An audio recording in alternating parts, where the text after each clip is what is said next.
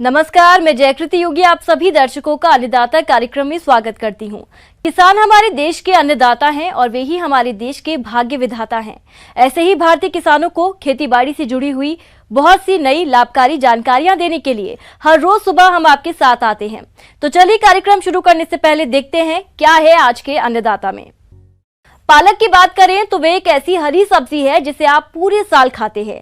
यह आपके सेहत के लिए तो अच्छी होती ही है, साथ ही यदि आप इसकी खेती करते हैं तो इससे आपको काफी फायदा भी होता है। इसी बात को ध्यान में रखते हुए आपने भी पालक की फसल लगाई है, तो इसमें कौन कौन सी जरूरी कार्यों को करने की आवश्यकता होती है, इसकी जानकारी दे रहे हैं जिला भोपाल के विषय विशेषज्ञ अजय कुदारे। पालक में क्या क्या संभव ज़रूरतें हैं, खरपतवार नियंत्रण, रोग प्रबंधन, सिंचाई और पालक की कटाई कैसी करनी है, उस विषय में आज हम आपसे चर्चा करेंगे। तो सबसे पहले अपन लेते हैं पालक में खरपतवार नियंत्रण। तो किसान भाइयों, पालक में खरपतवार की समस्या आती है, जिसमें खरपतवार का नियंत्रण आवश्यक है। खरपतवार फसलों में विभिन्न तरह की प्रतिस्पर्धा करते हैं, जैसे कि खाद लेना, पानी लेना, फसल के हिस्से में आते हैं तो सूर्य प्रकाश वगैरह आदि बहुत सारे प्रतिस्पर्धा करते हैं। इस वजह से उनका प्रबंधन करना बहुत ही आवश्यक है। लगभग पालक बोने के 20 से 25 दिन बाद पहली खरपतवार निकाल सकते हैं, जैसे कि हाथों के द्वारा जहाँ जहाँ खरपतवार खेत में दिख रहे हैं अपन अपने हाथों से उखाड़ सकते हैं। हाथ से उखाड़ के बाहर खेत के बाहर मेड़ पे फेंक सकते हैं। किसान भाइयों, पालक की फसल से ज्यादा उत्पादन के लिए फसल में सिंचाई करते हुए उर्वरकों का प्रयोग कैसे करना है, आइए जानते हैं। इसके बाद किसान भाइयों अपन आते हैं सिंचाई प्रबंधन पर। तो किसान भाइयों, सिंचाई जो है मृदा के अनुसार देनी पड़ती है, जैसे कि हल्की मृदा, भारी मृदा। अगर हल्की मृदा है तो प्रत्येक सप्ताह सिंचाई करनी चाहिए। भारी मृदा है तो 10 से 12 दिन के अंतराल में इरिगेशन बहुत ही आवश्यक होता है, चूँकि पालक जो है पत्ती वाली फसल है जिसमें पानी की बहुत अधिक मात्रा में आवश्यकता होती है। किसान भाइयों, अगला बिंदु की बात करते हैं जो कि बहुत ही आवश्यक है, खाद एवं उर्वरक। रासायनिक खाद की बात करते हैं तो रासायनिक खाद के लिए लगभग 60 किलोग्राम नाइट्रोजन, 40 किलोग्राम फास्फोरस और 40 किलोग्राम पोटाश की आवश्यकता होती है। लास्ट जुताई के समय या बुआई के पहले खेत में डाली जाती है, जो कि नाइट्रोजन की आधी मात्रा, फास्फोरस की पूरी मात्रा, पोटाश की पूरी मात्रा डाली जाती है। इसके बाद जो नाइट्रोजन की जो मात्रा बचती है आधी, उसको 3 भागों में बांटकर कटाई के तुरंत बाद, पालक की कटाई के तुरंत बाद खेत में डालते हैं। पालक की फसल को कुछ कीटों द्वारा अधिक नुकसान पहुंचाया जाता है, तो आप इनकी पहचान कर नियंत्रण के लिए क्या करें, आइए जानते हैं। इसके बाद बात करते हैं अपन कीट रोकथाम की। तो कीट इसमें है 3-4 कीट है जो आते हैं, जैसे कि माहू। तो जो माहू बीटल है, क्योंकि ये रस चूसने वाला कीट है जो कि फसल की पत्तियों पर बैठकर रस चूसता है और फसल की क्वालिटी, गुणवत्ता खराब करता है और विभिन्न तरह के नुकसान पहुंचाता है। इसलिए इनका मैनेजमेंट करना बहुत ही आवश्यक है। जैसे कि अपन मैनेजमेंट की बात करते हैं तो सर्वप्रथम अपन नीम ऑयल 5 ml 1 लीटर पानी में घोलकर स्प्रे कर सकते हैं।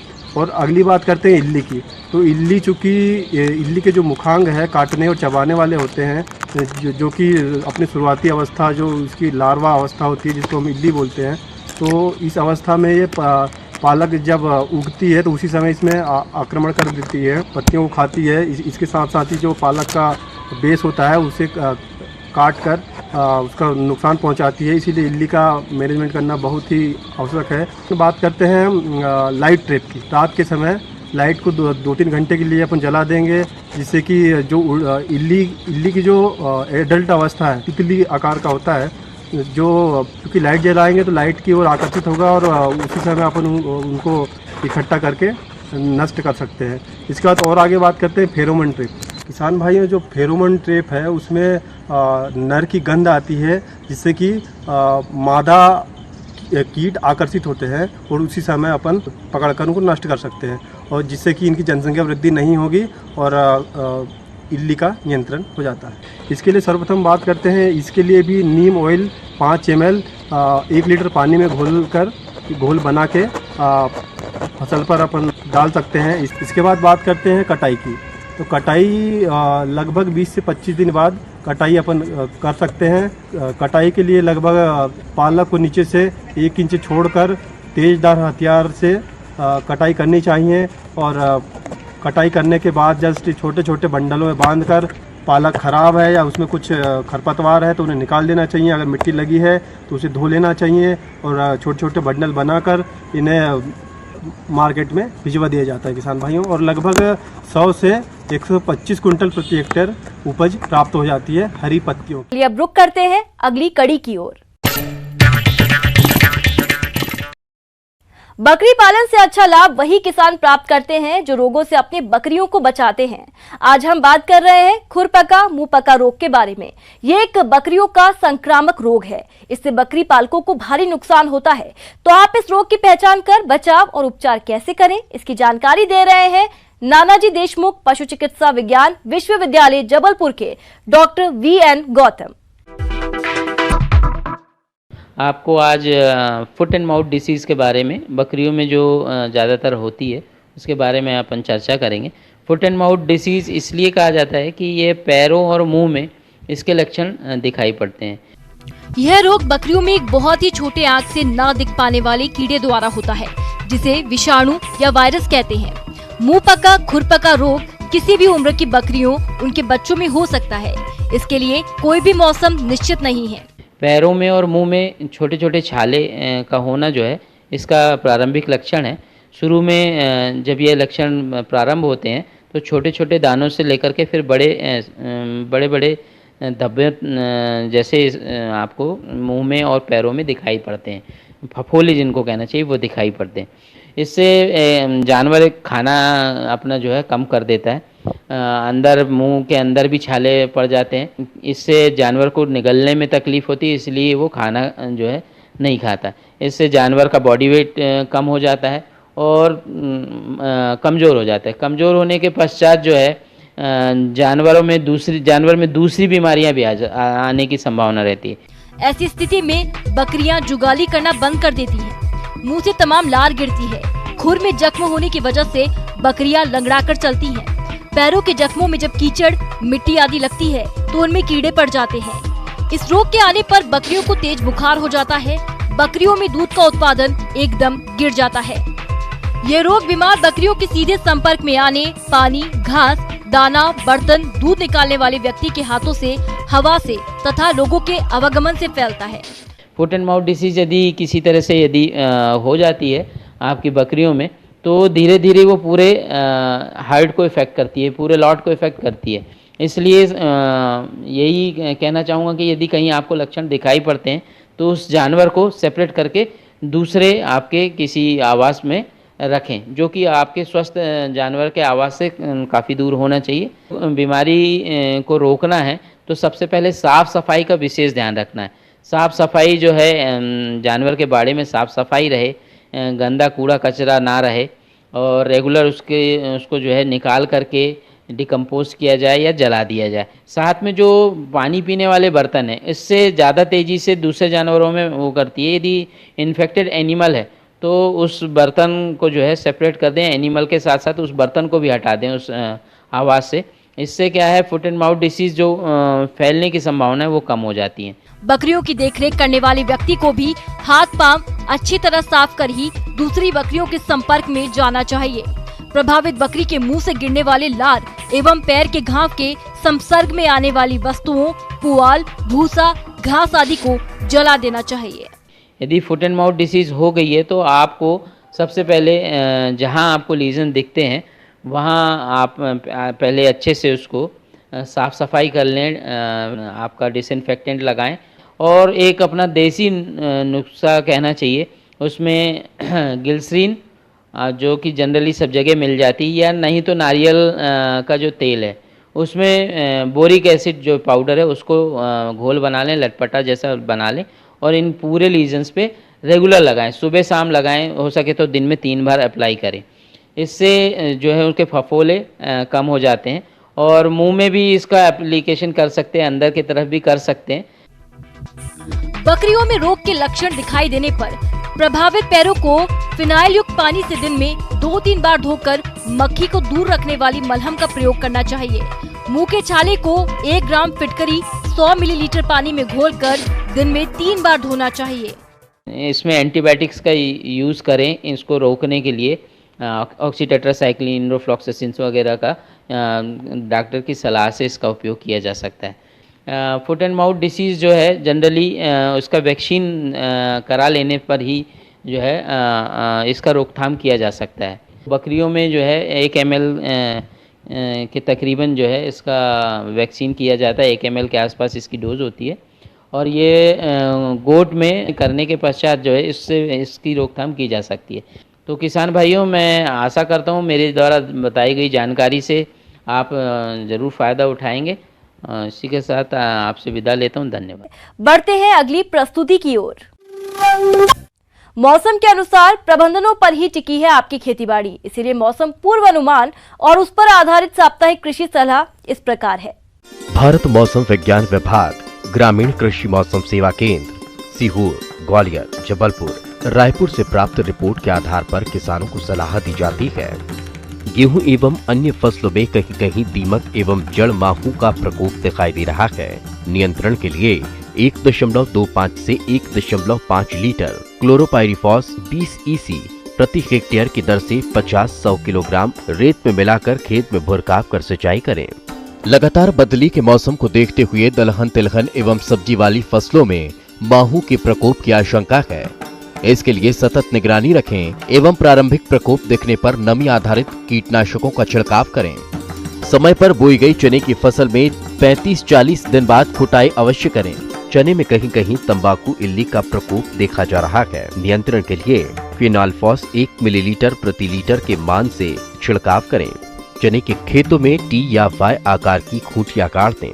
प्रति एकड़ करीब 40 से 50, जिस पर पंछियों के बैठने का स्थान बन जाएगा, जो इल्लियों को चुन चुन कर समाप्त कर देंगे। मटर, मसूर, कुकुरबिट्स एवं चने आदि में पाउडरी मिल्ड्यू रोग की संभावना है। नियंत्रण के लिए 0.1% कार्बोडाइजिम का छिड़काव करें। अरहर में फल भेदक कीटों के नियंत्रण हेतु इंडोक्सा कार्ब 300 ग्राम 500 लीटर पानी में घोलकर प्रति हेक्टेयर की दर से छिड़काव करें। अधिक ठंड की अवस्था में भिंडी में पीत शिरा रोग की समस्या आती है, अतः दैहिक कीटनाशक का छिड़काव करना आवश्यक है। सुरक्षित भंडारण हेतु अनाज को अच्छी तरह से सुखाने के बाद ही रखें। भंडार गृह में पुराने व नए अनाज को मिलाकर न रखें। भंडार गृह कीट व चूहा रोधी हो। भंडार गृह के आसपास साफ सफाई रखें व समय समय पर अनाज की जांच करते रहना आवश्यक है। फलदार उद्यान में सिंचाई की टपक पद्धति का उपयोग कर जल की उपयोगिता बढ़ा सकते हैं। नवजात बछड़ों, मेमनों आदि को ठंड से बचाव हेतु फर्श पर पैरा का गहरा बिछावन बिछाएं एवं छत वाले बाड़े में रात को रखें। पशुओं में फुट एंड माउथ डिसीज रोग का टीकाकरण करवाएं तथा थनैला रोग से बचाव के लिए दोहने से पूर्व व बाद में थनों को 1% पोटेशियम परमैंगनेट या आयोडोफोर घोल से धोएं।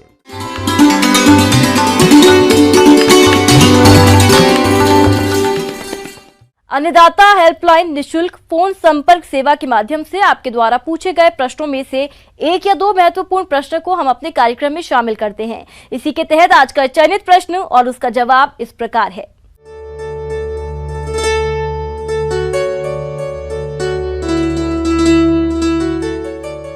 अन्नदाता निशुल्क फोन संपर्क सेवा के माध्यम से पूछे गए प्रश्नों में से आज हमने जिस प्रश्न को कार्यक्रम में शामिल किया है उसे पूछा है ग्राम मिलावली, जिला रायपुर के कृषक जागेंद्र सिंह ने।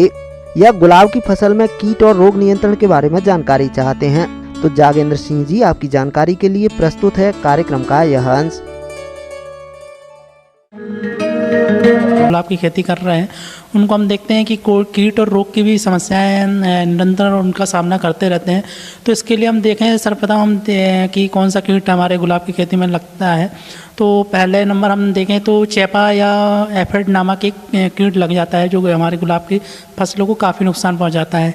जो एफिड होता है वो शिशु अवस्था में हरे रंग के कीड़े टाइप में कीट के रूप में दिखाई देते हैं, जो हमारी जो गुलाब की पत्तियां होती हैं या गुलाब की जो कोमल भाग होते हैं उनको काफ़ी नुकसान पहुंचाते हैं, जिससे हम देखते हैं कि हमारी जो फसल है उसको काफ़ी नुकसान होता है। इसके लिए हम नियंत्रण के लिए डाइमेथोड 30 EC का 2 मिलीलीटर प्रति लीटर के हिसाब से इसका प्रयोग करते हैं, जिससे हम देखते हैं कि एफिड नामक जो कीट है उसका नियंत्रण किया जा सकता है। इसके अलावा गुलाब की फसल में मकड़ी कीट का प्रकोप होता है। यह कीट पौधों की पत्तियों में जाला बनाकर उसका रस चूसता रहता है, जिससे पौधों की पत्तियों का क्लोरोफिल कम हो जाता है और पौधे अपना भोजन नहीं बना पाते हैं तथा फसल कमजोर हो जाती है। तो आप इस कीट के रासायनिक नियंत्रण के लिए ओमाइट दवा 1 मिलीलीटर 2 लीटर पानी के हिसाब से घोल बनाकर छिड़काव करने से इस कीट पर नियंत्रण पाया जा सकता है। कई बार हम कीटों के साथ साथ रोगों का भी सामना करना पड़ता है, तो रोगों के रूप में हम देखते हैं कि तो डाईबैक नामक एक रोग और भी मतलब हमारे जो गुलाब की फसल है उसमें देखने को मिलता है।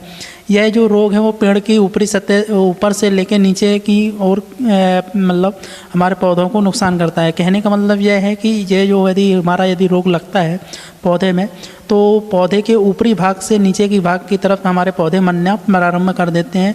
मतलब ऊपर का जो सिरा है वो सूखने लगता है, फिर नीचे की तरफ ऊपर से नीचे की तरफ सूखते सूखते पौधे की जो शाखाएं हैं वो काली पड़ने लगती हैं और सूखने लगती हैं और मुरझा जाती हैं, कभी कभी एकदम सूख सा जाता है पौधा। इस रोग के नियंत्रण के लिए सबसे पहले रोग ग्रसित भागों को सकेटियर से काटकर कटे हुए भागों पर कॉपर ऑक्सीक्लोराइड दवा का पेस्ट बनाकर लगाएं, या फिर कॉपर ऑक्सीक्लोराइड दवा की 3 ग्राम मात्रा प्रति लीटर पानी के हिसाब से घोल बनाकर छिड़काव करें। इसके अलावा गुलाब की फसल में भभूतिया रोग का प्रकोप भी होता है। इस रोग के कारण पौधों की पत्तियों, टहनियों और फूलों पर भूरे रंग का पाउडर जैसा दिखाई देता है और अधिक प्रकोप होने पर पत्तियां काली पड़कर सूख जाती हैं तथा फूलों की गुणवत्ता खराब होने से उत्पादन में कमी आ जाती है। तो आप इस रोग की पहचान कर नियंत्रण के लिए घुलनशील गंधक की 3 ग्राम मात्रा का प्रति लीटर पानी के हिसाब से घोल बनाकर छिड़काव करें। 10-10 दिन के अंतराल पर हम छिड़काव करते हैं, जिससे हम देखते हैं कि रोग है इसका नियंत्रण किया जा सकता है। इस प्रकार से किसान भाइयों हमारे जो फसल है उसमें मुख्य रूप से यह रोग देखने को मिलते हैं।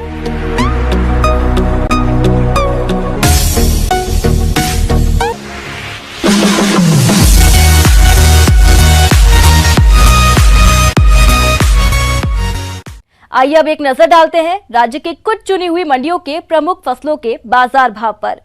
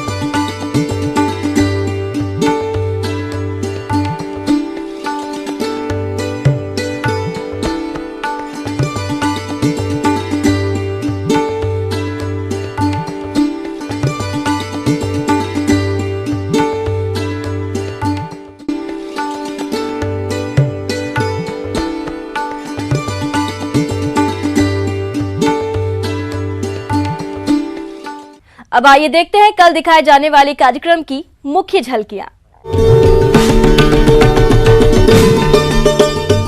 अधिक उपज के लिए हल्दी की फसल में आवश्यक कार्य,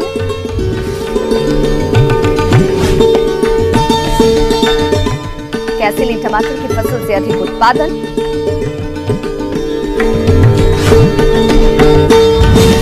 किसान भाइयों, अन्नदाता आपकी सेवा के लिए संकल्परत है। कृषि संबंधित समस्या और सुझावों के लिए आप हमें इस पते पर संपर्क कर सकते हैं।